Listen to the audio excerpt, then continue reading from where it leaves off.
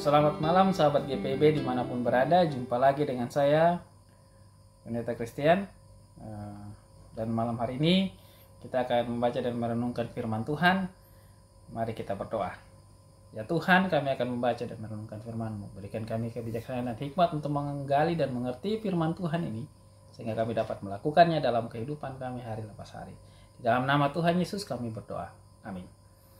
Bacaannya dari Amsal pasal 2 ayat 6-9 yang akan saya bacakan buat para sahabat GPB dimanapun berada.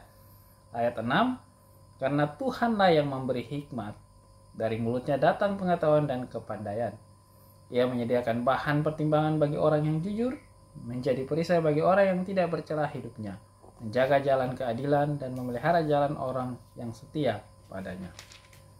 Dengan demikian, engkau akan mengerti tentang kebenaran, keadilan, dan kejujuran.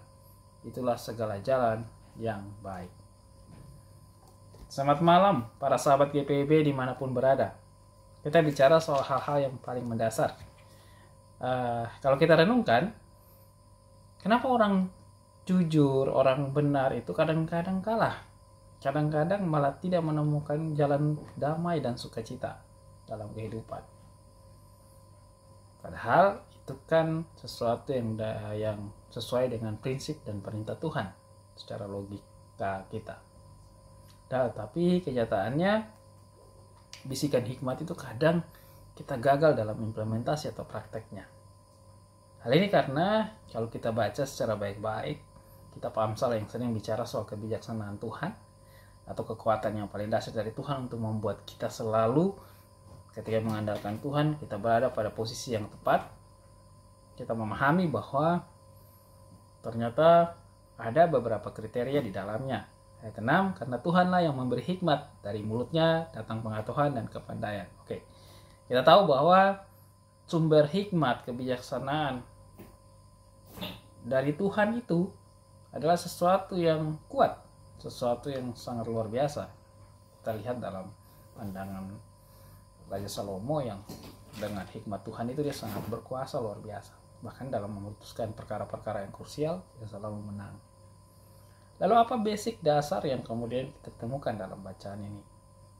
Yang pertama, kita mengetahui bahwa penulis katakan sumber kepandaian, pengetahuan itu datang dari Tuhan. Dan gabungan dari itu dikatakan sebagai hikmat, kebijaksanaan, sesuatu yang sangat kuat yang kita butuhkan dalam kehidupan sehari-hari, terutama ketika menghadapi situasi yang tidak baik-baik saja. Lalu kemudian ayat 7 dia katakan ia menyediakan bahan pertimbangan bagi orang yang jujur. Nah, orang yang jujur dia menyediakan bahan pertimbangan. Jadi kalau melakukan sesuatu ada timbangan-timbangan, ada pertimbangan-pertimbangan. Lalu karena memang dasarnya orangnya jujur, maka hikmat itu menjadi penerang, pencerahan baginya untuk tahu mengambil kesimpulan, mengambil pemahaman atau tindakan yang tepat di saat dibutuhkan. Itulah kenapa dikatakan yang menyediakan bahan pertimbangan bagi orang yang jujur. Tentunya dalam membuat keputusan kan kita semua para sahabat YPB dimanapun berada punya pertimbangan-pertimbangan. Apalagi yang kita dasarkan pada Tuhan. Nah, di sini dia bicara soal ketika kita mengandalkan Tuhan dan hikmatnya, hikmat Tuhan itu bisikan hikmat itu membuat kita semakin kuat dan tahu mana yang terbaik menurut kehendak Tuhan. Ayat 8, sebelum ayat 8, ayat 7 dia masih bilang bahwa karena ini jadi kekuatan, perisai, pelindung terhadap apa yang jahat, pelindung terhadap sesuatu yang tidak benar, yang bertentangan dengan Tuhan. Orang yang tidak bercelah hidupnya. Jadi selain orang jujur, hidupnya harus kudus, harus benar di hadapan Tuhan.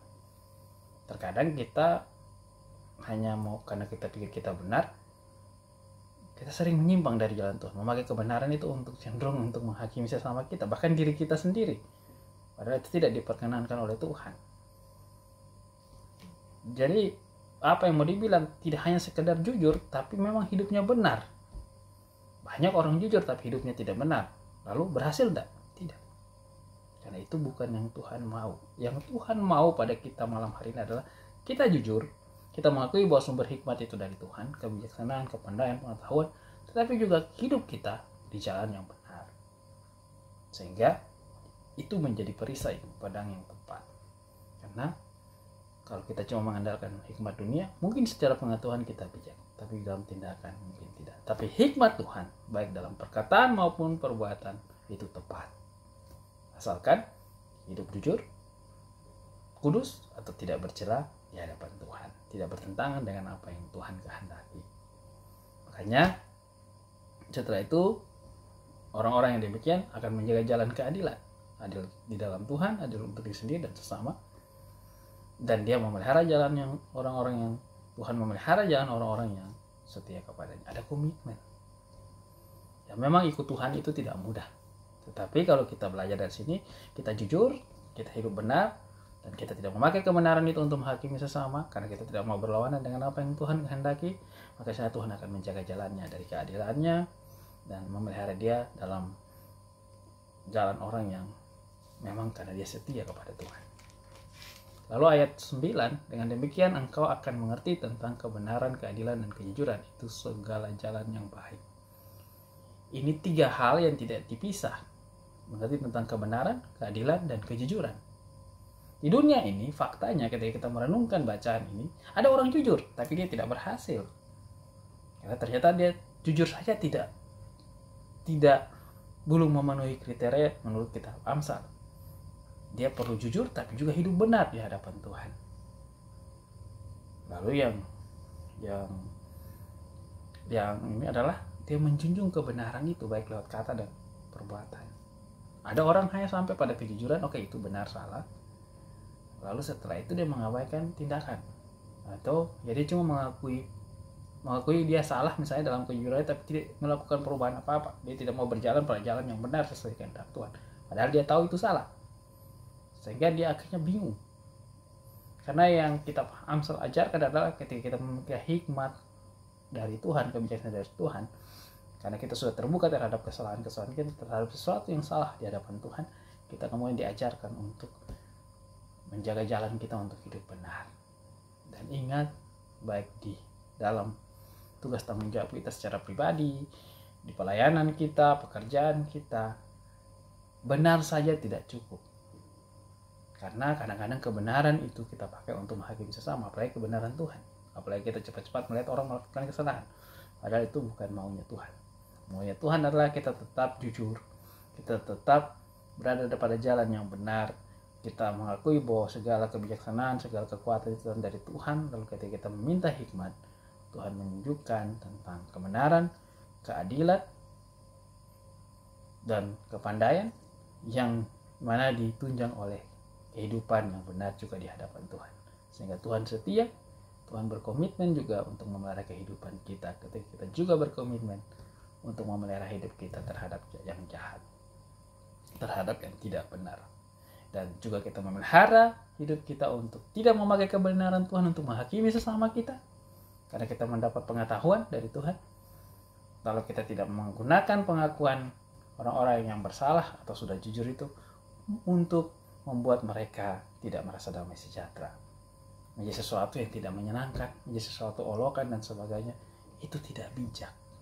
Justru kita mengusir mereka yang mungkin bersalah tapi jujur di hadapan rumah Tuhan, di hadapan Tuhan, karena merasa tidak pantas, karena malu. Nah, kebiasaan-kebiasaan yang semacam ini, Bapak Ibu jemaat yang terkasih, di dalam Amsal ini maka kita tidak bijak. Baik apapun kita, penatua, diaken, pendeta, siapapun kita.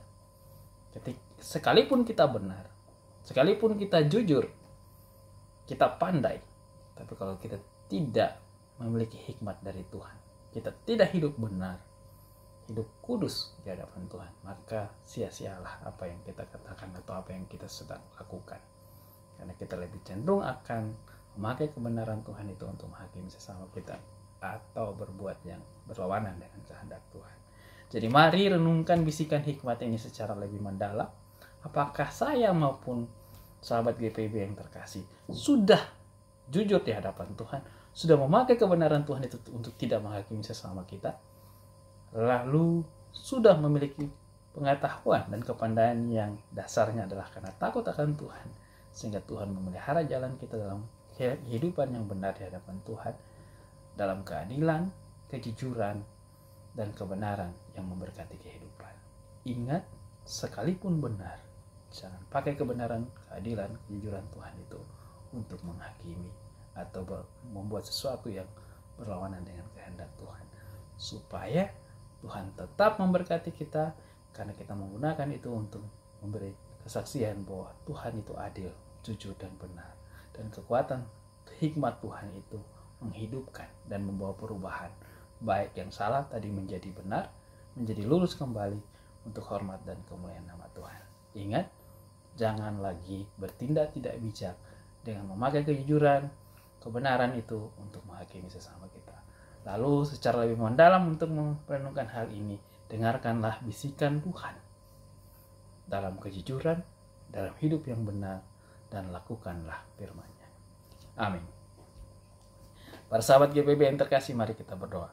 Tuhan, kiranya firman ini menjadi kekuatan bagi kami. Kami sudah mengerti tentang hikmat itu adalah sumber yang datang dari Tuhan, sehingga kami dapat berkata-kata dan menggunakan itu bukan untuk menghakimi, bukan berlawanan dengan kehendak Tuhan, tapi menyesuaikan dengan kehendak Tuhan dalam memahami tentang kebenaran, keadilan, dan kebajikan Tuhan yang memberkati kehidupan. Sehingga kami ketika menerima hikmat itu kami olah dalam kata dan tindakan kami untuk menjadi berkat yang mencerahkan, membawa perubahan secara lebih baik dalam kehidupan kami, terutama dalam situasi-situasi yang krusial.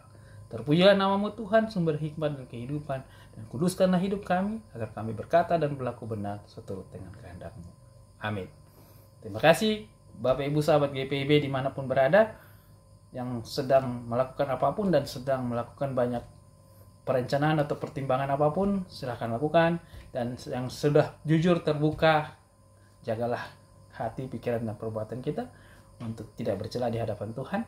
Dan kemudian percayalah bahwa Tuhan itu setia untuk menjaga jalan keadilan, kebenaran, untuk memberkati setiap orang yang mengandalkannya dengan hikmat dan kekuatan darinya. Sampai jumpa, salam damai dan kasih, salam hikmat, salam kebijaksanaan yang datang dari Tuhan. Mari kita hidup dengan benar untuk tidak menghakimi sesama, tapi kita meluruskan sesuatu yang ini, kita terbuka dengan Tuhan, lalu Tuhan memberikan yang terbaik. Sampai jumpa.